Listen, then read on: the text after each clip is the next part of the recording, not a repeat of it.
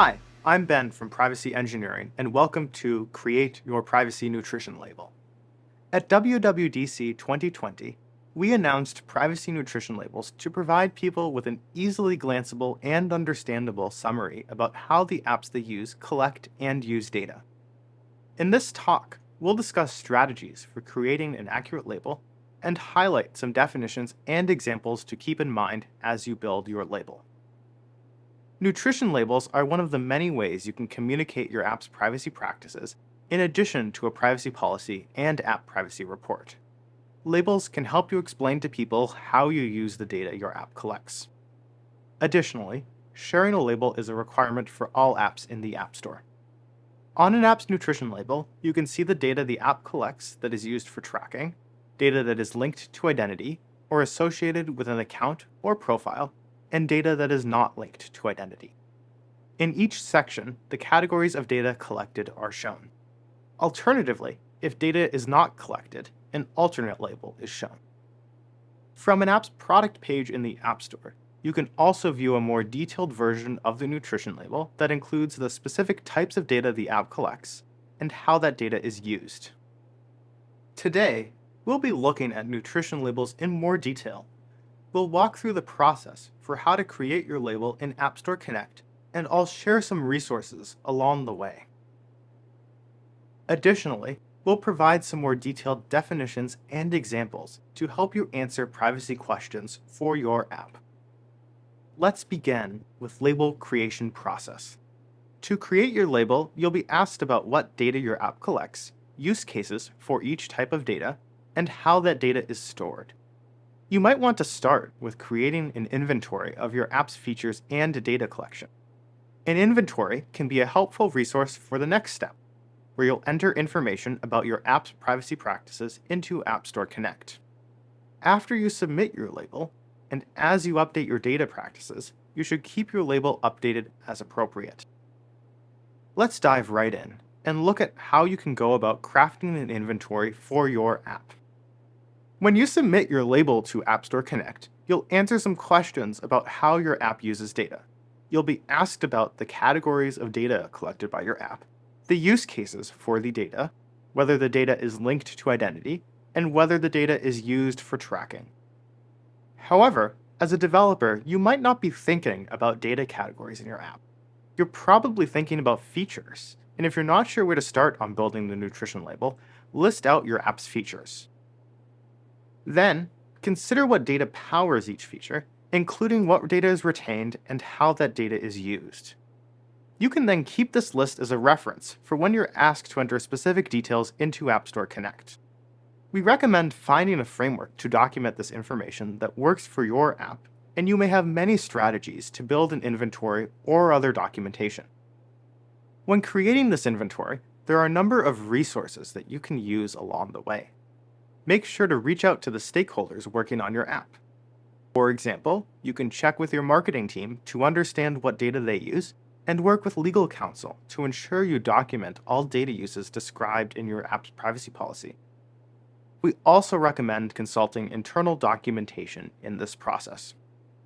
Consider looking at your app's network traffic using App Privacy Report or a network proxy tool. You can use this information to learn what domains your app is contacting and follow up with the owners of those endpoints to understand how data is being used. Keep in mind that while a network audit may be helpful in discovering where your app sends data, it is not comprehensive, and you should use it in combination with other strategies. You should also audit any data that you retain on a server, such as by reviewing database schemas and checking what systems have access to data. Additionally, make sure to check with any partners that may be processing your app's data, as you're responsible for declaring the collection practices of all data collected from your app, including data collected by third-party SDKs, analytics tools, advertising networks, or other external vendors. Many SDKs provide documentation of their privacy practices, and some provide specific guidance for nutrition labels, which you can use to ensure that your label is comprehensive. When building this inventory, you might also discover that there is data that you're collecting that you don't need. Inventorying your privacy practices can be a way to identify opportunities to make changes to your app's practices by minimizing data collection, processing data on device, and storing data not linked to identity. For some new technologies that you can use, see What's New in Privacy. Once you've built up an inventory or documented your data practices through your preferred process, you'll work through responding to the questions in App Store Connect. In App Store Connect, account holders, admins, and app managers can enter your app's privacy label. From your app's page, open the App Privacy section. First, you'll be asked about whether your app collects data. Data is considered collected when it is transmitted off device in a way that is accessible for longer than to service the request in real time. So if you or any of your partners retain data about interaction with the app on a server, such as server logs, a user profile, or analytics, your app likely collects data. We design labels to describe all data apps collect. You should declare all data collected by your app, even if people agree elsewhere to the data collection or use. Labels are a supplement to a privacy policy and any requirements for user transparency or consent for data collection. We recommend working with legal counsel to evaluate those requirements. If you do collect data, you'll be asked to declare the categories of data collected from your app, such as email address, phone number, or payment info. You'll then be able to preview your label in progress and provide more detail for each data category. Let's work on phone number. For each category of data, you'll be asked to declare what use cases the data collection supports, such as analytics or product personalization. You'll then be asked to disclose whether data is linked to a user's identity. Data is considered linked to identity if it is associated with an account, device, or user profile. This can be an opportunity for you to evaluate whether you need to store data linked to identity, and whether you can store data in a way that isn't linkable to any account or profile. Finally, you'll be asked whether each data type is used for tracking purposes.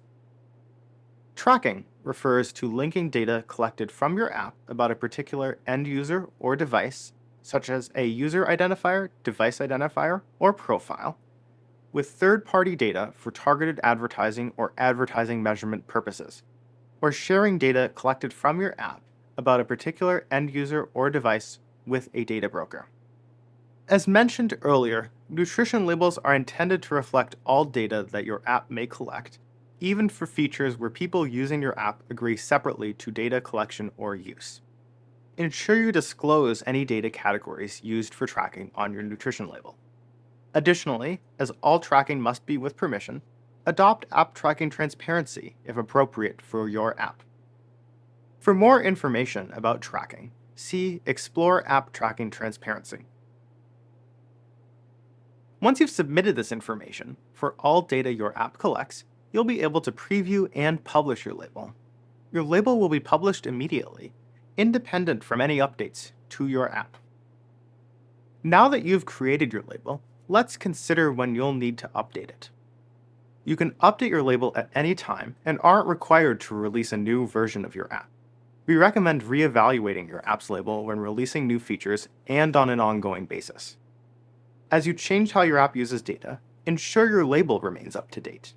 If you're adding new features to your app, implementing new or updated integrations with third-party partners or SDKs, or using already collected data in new ways, make sure to evaluate whether any label changes are needed.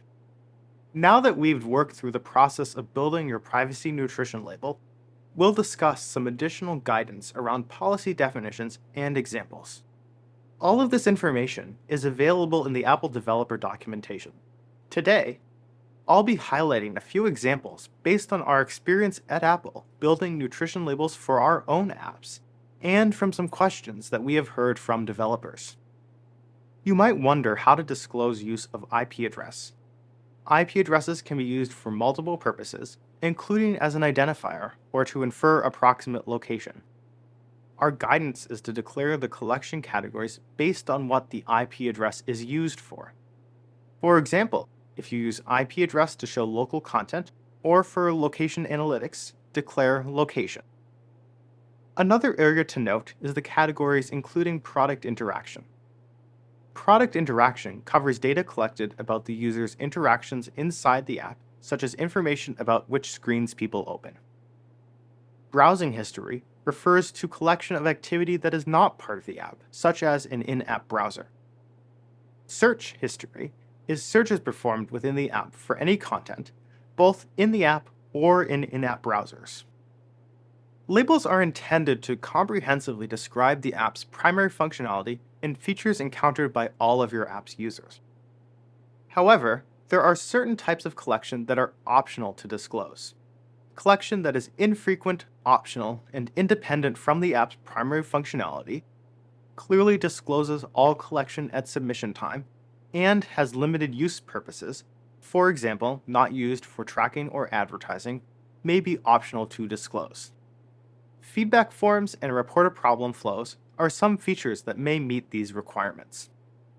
Full details and requirements for the optional disclosure policy are available on the App Privacy Details on the App Store page in Apple Developer Documentation. And that's a wrap. Here are 4 things to keep in mind while building your label.